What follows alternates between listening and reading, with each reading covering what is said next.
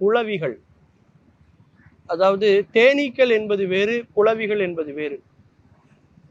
அதாவது குளவி கொட்டுச்சு அப்படின்னா நமக்கு வந்து ஒரு மயக்க நிலை கூட ஏற்படலாம் அப்படிங்கிற அளவுக்கு ஒரு அலர்ஜியை உடம்புல வந்து ஏற்படுத்தக்கூடிய இந்த குளவிகள். ரொம்ப நேரத்துக்கு அந்த வலி வந்து இருக்கும். ஆறேறி உயிரான நமக்கே அதனுடைய வலியை வேதனையை நம்மளால தாங்க முடியாது. அப்பேற்பட்ட ஒரு கொட்டக்கூடிய திறன் உடையது இந்த குளவிகள். தேள் கொட்டுறது மாதிரி இருக்கும் அதனுடைய விஷத்தன்மை வந்து பார்த்தீங்கன்னா. அந்த குளவிகளை பற்றி தான் இன்னைக்கு நம்ம தெரிஞ்சுக்க போகிறோம். குளவிகளுடைய வீடு வந்து ரொம்ப விசேஷமானதுங்க. எப்படி தூக்கணாங்குருவியினுடைய வீடு விசேஷமானதோ அதை மாதிரி கூடு மாதிரி இதனுடைய வீடு ரொம்ப விசேஷமானது. களிமண் இருக்குல்லையா, அந்த களிமண்ணை எங்கேருந்தா எடுத்துட்டு வந்து அந்த மண் உருண்டையில ஒரு விதமான திரவத்தை சுரந்து அதை தண்ணி மாதிரி இருக்கக்கூடிய அந்த சுரவத்தில் அந்த மண் உருண்டையை உருட்டி களிமண் மாதிரி ஆக்கி அதில் லேயர் லேயராக வச்சு அந்த வீடை கட்டுங்க. பார்க்கவே ரொம்ப அழகாக இருக்கும். அப்படி கொஞ்சம் கொஞ்சமாக மண் உருண்டையை தேடி தேடி கொண்டு வந்து மண் உருண்டைகளாலேயே ஒரு குளவி வந்து தன்னுடைய கூட்டை வந்து கட்டும். கேட்டுட்டு அது உள்ளே போயிட்டு வெளியில் வர்ற அளவுக்கு மட்டும் அந்த துவாரம் இருக்கிற மாதிரி வைத்து சுற்றிலும் மொழிகி பூசிடும். எப்படி நம்ம சிமெண்ட்டு வச்சு நம்ம பூசுகிறோமோ செங்கலை வச்சு, அது மாதிரி ரொம்ப அழகாக இருக்கும் அதனுடைய கூடு.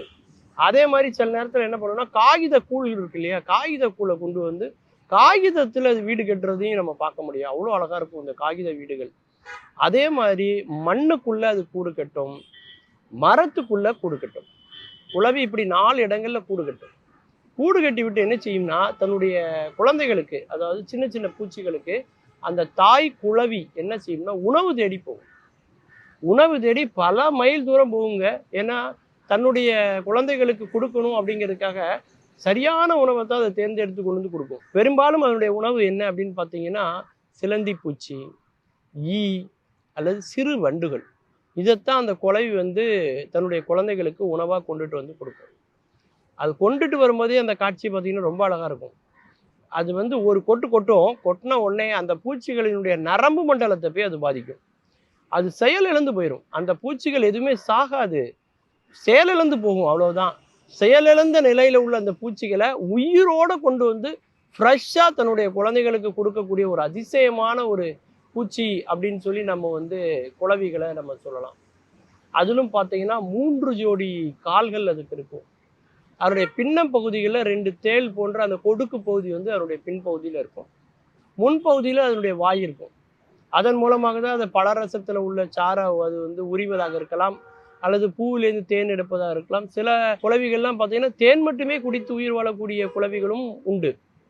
அந்த மாதிரி இருக்கும். இதில் ஆண் குளவிகள் ஆபத்தானதா, பெண் குளவிகள் ஆபத்தானதானா? பெண் குளவிகள் தான் ஆபத்தானது.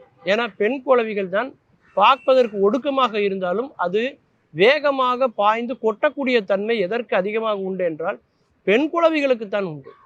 அதனால குளவிகளில் நம்ம பெண் குளவிகள்கிட்ட தான் நம்ம ரொம்ப கவனமாக இருக்கணும். அந்த அளவுக்கு இந்த குளவிகள் வந்து கொஞ்சம் விஷத்தன்மை உடைய ஒரு ஜீவனாக அது இருக்கிறது. அதனுடைய வாழ்க்கை முறையில் வந்து பார்த்தீங்கன்னா தனிப்பட்ட முறையில் குளவிகள் கூடு கட்டக்கூடிய வீடுகளும் உண்டு. கூட்டமாக சேர்ந்து கூட்டாக வீடு கட்டக்கூடிய வீடுகளையும் நம்ம பார்க்க முடியும். கிட்டத்தட்ட அது தேனடை மாதிரி இருக்கும், ரொம்ப பெருசாக இருக்கும். தனி குளவிகள் பார்த்தீங்கன்னா சின்ன சின்னதாக இருக்கும். நம்ம வீடுகளில் கூட பார்த்தீங்கன்னா மரக்கதவுகளில், ஜன்னல்களில், வீட்டினுடைய சுவர்களில் அதனுடைய கூடுகள் இருக்கிறத நீங்கள் பார்க்கலாம். அதிலும் குறிப்பாக மழைக்காலம் முடிந்த பிறகு அந்த குளவிகளுடைய வீடுகள் வந்து அது அதிகப்படியாக அது கட்ட துவங்கும் அப்படின்னு சொல்லலாம். ஒரு தேடல் உள்ள ஒரு பறவை அப்படின்னா அது வந்து பூச்சி அப்படின்னு என்னத்தை சொன்னால் நாம் வந்து இந்த குளவிகளை வந்து சொல்லலாம். இந்த குளவிகள் வந்து பார்த்தீங்கன்னா அதனுடைய விஷத்தன்மையின் காரணமாக அதுலேருந்து கூட சில பொருட்களை மருத்துக்கு பயன்படுத்த முடியுமா அப்படின்னு இன்னைக்கு விஞ்ஞான உலகம் பயன்படுத்தி கொண்டிருக்கிறார்கள். பல நோய்களுக்கு மருந்தாக அந்த குளவியினுடைய விஷம் இருக்கிறது. அப்படிங்கிறனால அந்த குளவிகளை இன்னைக்கு பல வெளிநாடுகளில் நிறைய பேர் வணிக நோக்கத்துக்காக வளர்த்து கொண்டு இருக்கிறார்கள். குளவி வந்து இன்னைக்கு ஒரு செல்லப்பிராணி மாதிரி ஆகிப்போச்சு.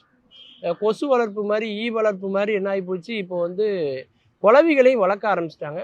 அதிலிருந்து கிடைக்கக்கூடிய ஒரு சில திரவங்கள் பல மருத்துவ குணம் உடையதாக இன்றைய அறிவியல் உலகம் ஆராய்ச்சி செய்திருக்கிறார்கள். மீண்டும் பல புதிய தகவல்களோடு, அதில் அறியப்படாத பக்கங்களோடு உங்களை சந்திக்கிறேன். நன்றி, வணக்கம்.